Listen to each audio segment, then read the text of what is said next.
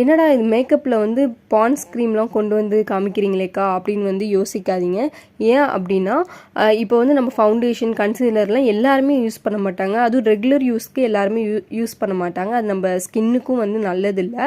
So வந்து ரெகுலராக நீங்கள் வந்து ஸ்கூல் காலேஜஸ் ஆஃபீஸ்க்குலாம் போகிறீங்க அப்படின்னா நீங்கள் வந்து ரெகுலராக நீங்கள் வந்து காம்பேக்ட் இல்லை ஃபவுண்டேஷன்லாம் யூஸ் பண்ணிங்கன்னா வந்து கண்டிப்பாக ஸ்கின் வந்து ரொம்ப டேமேஜ் ஆகும்.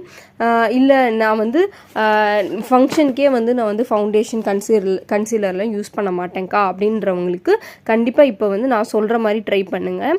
மாய்ஸ்சரைசர் போட்டுக்கோங்க. மாய்ஸ்சரைசர் போட்டுட்டு இந்த பான்ஸ் க்ரீம் போட்டுக்கோங்க. உங்கள்கிட்ட அஃபோர்ட் பண்ண முடிஞ்சால் நான் சொன்ன ப்ரைமர் நீங்கள் கண்டிப்பாக அந்த ப்ரைமர் ட்ரை பண்ணி பார்க்கலாம். அதுவுமே நல்லாயிருக்கும்.